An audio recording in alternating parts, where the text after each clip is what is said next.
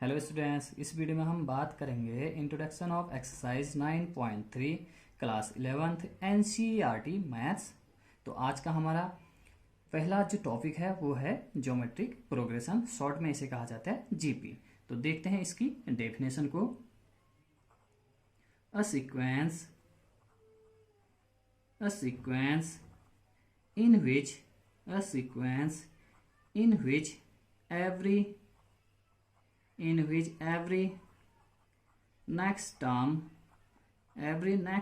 is obtained by multiplying a non-zero constant.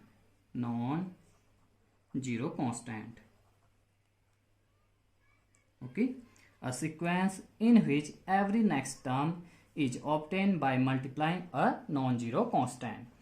तो ऐसा sequence जिसमें नेक्स्ट टर्म हमें कैसे फाइंड होता है, किसी नॉन जीरो कॉन्स्टेंट से मल्टीप्लाई करके। ओके, सीक्वेंस का कोई नंबर लेते हैं 2 को। ओके, ये 2 सीक्वेंस का कोई नंबर है। ओके, अब मैं इसको किसी नॉन जीरो कॉन्स्टेंट से मल्टीप्लाई करने वाला हूं।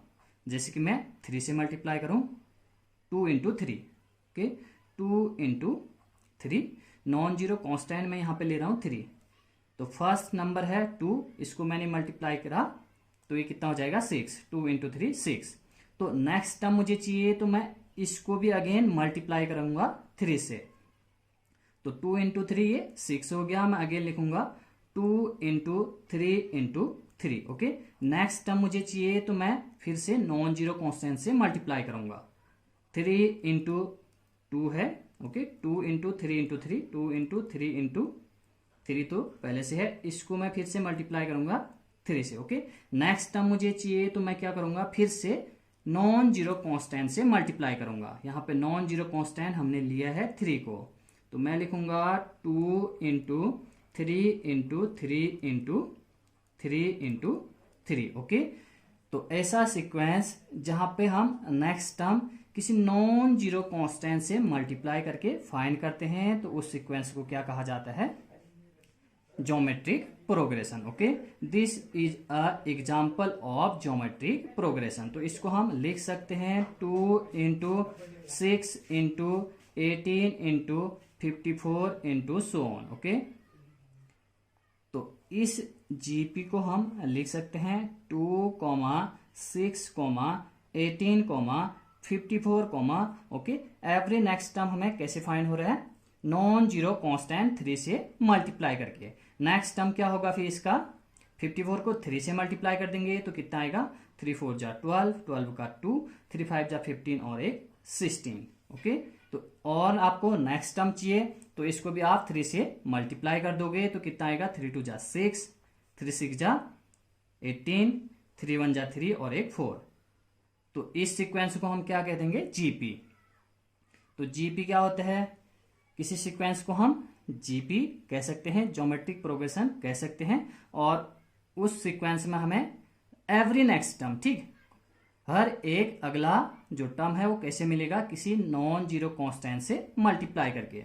जैसे कि आपको इस वाले ज्योमेट्रिक प्रोग्रेशन में मिल रहा था। फर्स्ट हमने एक नंबर लिया 2, इसको हमने 3 से मल्टीप्लाई किया तो कितना है 6। इसको नेक्स्ट टर्म हमें चाहिए था तो हमने क्या किया, इसको भी 3 से मल्टीप्लाई करा तो कितना है 18। और नेक्स्ट टर्म चाहिए था तो इसको भी हमने किससे मल्टीप्लाई करा, 3 से, तो 54 आया। नेक्स्ट टर्म चाहिए था तो हमने नॉन जीरो कांस्टेंट से फिर से मल्टीप्लाई करा तो 3 से मल्टीप्लाई किया तो कितना आया 162। अगेन हमें नेक्स्ट टर्म चाहिए था तो हमने 3 से मल्टीप्लाई किया तो कितना आया 486। तो इस तरह के जो सीक्वेंस होती हैं उन्हें कहा जाता है जीपी। इसको हमने मल्टीप्लाई करके शॉर्ट फॉर्म में लिखा इस तरह से। ओके, तो ये हो गया जीपी। अब हम समझेंगे जनरल टर्म ऑफ जीपी या nth टर्म ऑफ जीपी को। ओके,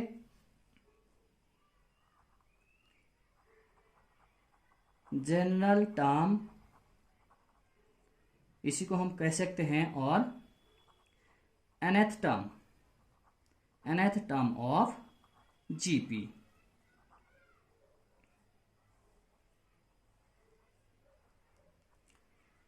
मान लीजिए हमारे पास कोई नंबर है ओके, ए इसको हम फर्स्ट टर्म ऑफ जीपी कह सकते हैं। इसको मैं मल्टीप्लाई कर रहा हूं किसी नॉन जीरो कांस्टेंट आर से। ओके, आर में ले रहा हूं नॉन जीरो कांस्टेंट, तो सेकेंड टर्म क्या हो जाएगा जीपी का, नॉन जीरो कांस्टेंट से मल्टीप्लाई करेंगे तो नेक्स्ट टर्म हमें मिल जाएगा, तो हम लिखेंगे A are. Okay, next term हमें चाहिए तो इस नंबर को भी हम नॉन जीरो कांस्टेंट से मल्टीप्लाई करेंगे तो क्या हो जाएगा A R square. Next term क्या होगा ए आर क्यूब, आर से मल्टीप्लाई करेंगे।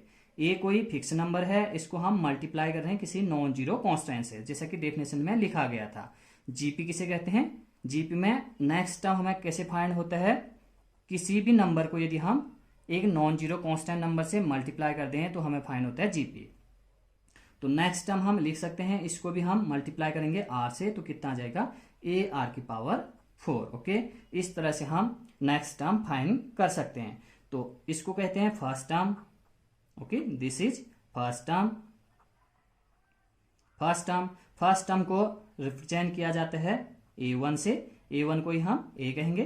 This is second term. Okay, this is second term और दिस इज फर्स्ट टर्म, आप लिख सकते हो first term. Okay, this is second term, second term को कहा जाता है a2। This is third term. Okay, third term, तो थर्ड टर्म को रिप्रेजेंट किया जाता है a3 से। This is fourth term, fourth term. Okay, तो फोर्थ टर्म को रिप्रेजेंट किया जाता है a4 से। तो आप ध्यान से देखें, a3 है तो कितना है ए आर स्क्वायर, ए आपको सभी टर्म में दिख रहा है, और सेकेंड टर्म है तो आर की पावर 1, थर्ड टर्म है तो आर की पावर 2, फोर्थ टर्म है तो इससे एक कम आर की power 3। This is fifth term, fifth term, तो यहाँ पे फिफ्थ टर्म को हम कह देंगे a5। यहाँ पे 5 है तो फिफ्थ टर्म के है हमारा ए आर की पावर 4, 5 से एक कम। इसी तरह से यदि हम सिक्स टर्म को लिखेंगे तो सिक्स टर्म क्या होगा ए आर की पावर 5, 6 से एक कम। ओके, पावर कम, तो this is sixth term. Sixth term को हम रिप्रेजेंट करेंगे a6 से। ओके, तो आपको पैटर्न समझ में आ गया होगा। तो हम nth टर्म को किस तरह से लिखेंगे, nth टर्म हमें लिखना है। nth term means general term of GP, nth term भी आप कह सकते हैं nth टर्म। nth टर्म को हम रिप्रेजेंट करेंगे a n से, तो यहां पे n है तो हम r की पावर क्या कर देंगे a r की power n minus 1। First term में r की पावर 0 है, सेकेंड टर्म में r की पावर 0 आप लिख सकते हो, सेकेंड में r की पावर 1, थर्ड टर्म था तो r की पावर 2 है, फोर्थ टर्म है तो a r की पावर 3, 4 है तो यहाँ पे 3, फिफ्थ टर्म यहाँ पे है आपका 4। इसी तरह से nth टर्म क्या हो जाएगा, nth term a n equal to a r की पावर n माइनस 1, यहाँ पे n है तो n में से एक कम कर देंगे। तो अगेन हम लिख सकते हैं nth टर्म, nth टर्म, या आप जनरल टर्म भी कह सकते हो nth term. a n equal to क्या होता है a r की पावर n माइनस 1।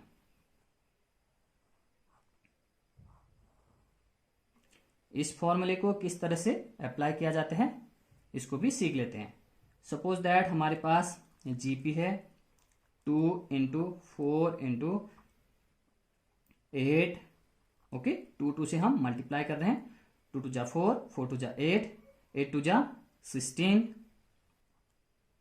16 2 जा 32। Okay, so on. और आप यहां पे जरूर लिखें, ए को तो फर्स्ट टर्म कहा जाता है और आर को क्या कहा जाता है, कॉमन रेशियो। यहां पर हम लिख सकते हैं कॉमन रेशियो, कॉमन रेशियो। तो कॉमन रेशियो क्या है, common ratio equal to r, r को कहते हैं कॉमन रेशियो। जिस हम कांस्टेंट की, फिक्स नॉन जीरो कांस्टेंट की हम जो बात कर रहे हैं, ओके, हम जिस नॉन जीरो कांस्टेंट की बात कर रहे हैं जिससे मल्टीप्लाई किया जाता है तो उसे कहा जाता है कॉमन रेशियो। यहां पर हम आर से मल्टीप्लाई कर रहे थे तो आर को क्या कहेंगे, कॉमन रेशियो। ओके, और आर फाइंड किया जाता है r equal to a2 upon a1। Next term को प्रीवियस टर्म से डिवाइड कर देंगे, या आप लिख सकते हो a3 अपॉन a2। ओके, तो यहां पे आर को भी डिफाइन करना था, तो आर क्या होता है, common ratio. Okay, r is common ratio. और किस तरह से फाइंड करेंगे, तो किसी भी नेक्स्ट टर्म को हम किसी भी टर्म को हम उसके प्रीवियस टर्म से डिवाइड कर देंगे। जैसे कि ये है a2, तो a2 को a1 से डिवाइड कर देंगे, a4 को a3 से, a6 को a5 से, तो कॉमन रेशियो हमें मिल जाएगा। अब बात करते हैं एग्जाम्पल की, इस फॉर्मूले को किस तरह से अप्लाई किया जाता है इसको सीखने वाले। तो ये है आपका GP 2, 4, 8, 16 and 32 so on. This is infinite GP, क्योंकि यहाँ पे टर्म फिक्स नहीं है, सो ऑन यहाँ पे लिखा गया है, तो ये है इनफाइनाइट जीपी। तो इनफाइनाइट जीपी भी डिफाइन कर लेते हैं। ऐसी जीपी जिसमें इनफाइनाइट नंबर ऑफ टर्म्स होंगे उसे हम इनफाइनाइट जीपी कहेंगे, और जिस जीपी में या जिस ज्योमेट्रिक प्रोग्रेशन में फाइनाइट नंबर्स होंगे तो उसे क्या कह देंगे हम, फाइनाइट जीपी। तो ये क्या है, इनफाइनाइट जीपी। और हमें यहाँ पे फाइंड करना है, find a10, okay, find a10, it means 10th term of GP, find a10। तो यहाँ पे a कितना है, a इक्वल टू हम लिख सकते हैं, a mean first term of GP is 2, common ratio r चाहिए हमें, तो कॉमन रेशियो आप लिख सकते हो, common ratio r equal to a2 upon a1। तो a2 4 है अपॉन a1 है आपका, या a है आपका 2, तो कितना आ जाएगा 2, क्योंकि यहाँ पे हम 2 से मल्टीप्लाई कर रहे हैं, नेक्स्ट टर्म को फाइंड करने के लिए 2 से मल्टीप्लाई कर रहे हैं, तो कॉमन रेशियो कितना हो जाएगा 2, common ratio r equal to 2। तो हमें फाइंड करना है a10, तो a10 इक्वल टू फॉर्मूला हम लिख सकते हैं इसी तरह, an है तो an इक्वल टू क्या होता है, a r की पावर n माइनस 1, n से एक कम, तो a10 क्या लिखेंगे, a r की पावर 10 माइनस 1, कॉज आप दे सकते हैं, a n इक्वल टू क्या होता है, a r की power n minus 1, okay, since a n equal to a r की पावर n माइनस 1। तो आप यहाँ पे वैल्यू पुट कर दीजिए, a कितना है 2 इंटू r की पावर n माइनस 1, ठीक, r की पावर n यहाँ पे 10 है, तो 10 माइनस 1, 2 इंटू r कितना है 2, तो हम लिखेंगे 2 की power 10 minus 1, it means 9, okay, 2 की power 9। This one equal to कितना हो जाएगा, बेस सेम है तो पावर ऐड हो जाएंगे, 2 की पावर 1, ठीक, दिस इज 2 की पावर 1, तो आंसर कितना आ जाएगा 2 की पावर 10। तो a10 कितना आया, 2 की पावर 10, आप इसको कैलकुलेट भी कर सकते हो, 2 की पावर 10 मल्टीप्लाई करके आप फाइंड कर सकते हो। तो इस तरह से हम यूज करेंगे nth टर्म के फॉर्मूले को। नेक्स्ट टॉपिक है sum of n terms of GP, sum of n terms of GP, GP के n टर्म के सम का फॉर्मूला। तो जीपी लिख लेते हैं, general form of GP, okay, इस तरह से आर स्क्वायर आर क्यूब, और लास्ट टर्म या nth टर्म किस तरह से लिखेंगे, ए आर की पावर n माइनस 1। तो n टर्म का सम का फॉर्मूला हमें लिखना है, यहां पे फर्स्ट टर्म है a और कॉमन रेशियो है r, तो sum of n terms of GP के n टर्म का सम। तो Sn इक्वल टू होता है a r की power n minus 1 upon r minus 1। ये कब होता है, जब r ग्रेटर देन 1, ओके। और एक और फॉर्मूला होता है Sn इक्वल टू, हम लिख सकते हैं a 1 माइनस r की power n upon 1 minus r, okay, जब 1 बिग हो r से, जब r बिग हो 1 से तो हम इस फॉर्मूले को यूज करेंगे, और जब r की वैल्यू लेस हो 1 से या 1 बिग हो r से तो हम इस वाले फॉर्मूले को यूज करेंगे। तो ये हो गया आपका n टर्म्स का सम फाइंड करने का फॉर्मूला, ठीक। तो इन दोनों फॉर्मूले को आप लर्न कीजिए। एक क्वेश्चन की हेल्प से हम सीख लेते हैं कि किस तरह से इस फॉर्मूले को अप्लाई किया जाता है। तो एग्जाम्पल ले लेते हैं, सेम एग्जाम्पल जैसे कि हमने यहाँ पे लिया था। जीपी है हमारे पास, जीपी 2, 4, 8, 16 सो ऑन, ओके। तो हमें फाइंड करना है, क्वेश्चन लिख लेते हैं, फाइंड S10 इस जीपी के 10 टर्म का हमें सम फाइंड करना है। ओके, इस जीपी के 10 टर्म्स का हमें सम फाइंड करना है। तो सबसे पहले हम लिखेंगे a इक्वल टू, ए कितने हैं 2, r कितने हैं, common ratio a2 upon a1 it means 2, और हमें फाइंड क्या करना है S10 equal to question mark. आप यहां पे लिख भी सकते हैं n equal to 10। Okay, S10 हमें फाइंड करना है, और n इक्वल टू कितना हो गया अभी 10 टर्म का सम हमें फाइंड करना है। आप यहाँ पे r की वैल्यू देखिए, r की वैल्यू है 2 जो कि है 1 से बिग। ओके, तो हम कौन सा फॉर्मूला अप्लाई करेंगे, इस वाले फॉर्मूले को। जब r की वैल्यू 1 से बिग होती है तो हम इस फॉर्मूले को यूज करेंगे।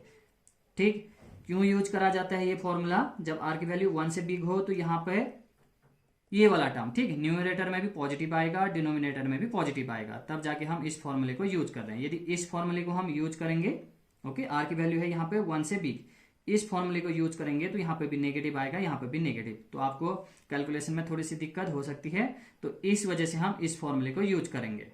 r की वैल्यू जब 1 से बिग हो तो इस फॉर्मूले को, जब r की वैल्यू 1 से लेस हो तो इस फॉर्मूले को हम यूज करेंगे। जब r की वैल्यू 1 से कम होगी तो यहाँ पे देखना 1 माइनस r, 1 से कम होगी तो ये भी पॉजिटिव आएगा, यहाँ पे भी पॉजिटिव आएगा। ओके, तो इन दोनों फॉर्मूले में आप डिफरेंस को अच्छे से समझने की कोशिश करें।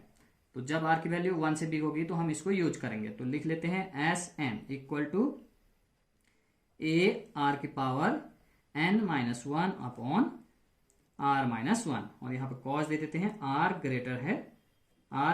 Greater than 1। तो वैल्यू पुट कर देंगे, a है आपका 2, r भी है आपका 2 की पावर n कितना है 10, क्योंकि 10 टर्म का हमें सम फाइंड करना था। यहाँ पे भी आप n की जगह 10 पुट कर दीजिए, तो 2 की पावर 10 माइनस 1 अपॉन r है आपका 2 माइनस 1 लिख देंगे। तो ये हो जाएगा 2 इंटू 2 की पावर 10 माइनस 1 अपॉन 1, तो कितना आया 2 इंटू 2 की पावर 10 माइनस 1। तो आप मल्टीप्लाई करके इसका शॉर्टेस्ट फॉर्म भी फाइंड कर सकते हैं, ये भी ठीक है, इतना भी लिखोगे तो चलेगा, वरना आप 2 से मल्टीप्लाई करके भी आंसर फाइंड कर सकते हैं। तो कितना हो जाएगा S10 इक्वल टू 2 से इसको मल्टीप्लाई कर दोगे तो ये हो जाएगा 2 इंटू 2 की पावर 10 माइनस 2। तो S10 इक्वल टू ये हो जाएगा 2 की पावर कितना हो जाएगा 11, क्योंकि यहाँ पे 1 है, बेस सेम है तो पावर ऐड हो जाएंगे, 2 की पावर 11 माइनस 2। तो आप 2 की पावर 11 फाइंड करें एंड 2 को सबट्रैक्ट करें तो आंसर आ जाएगा।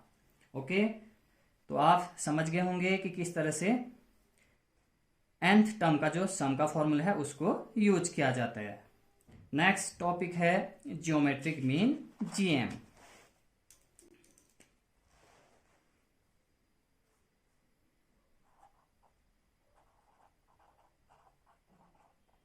ज्योमेट्रिक मीन शॉर्ट में कहा जाता है इसको GM।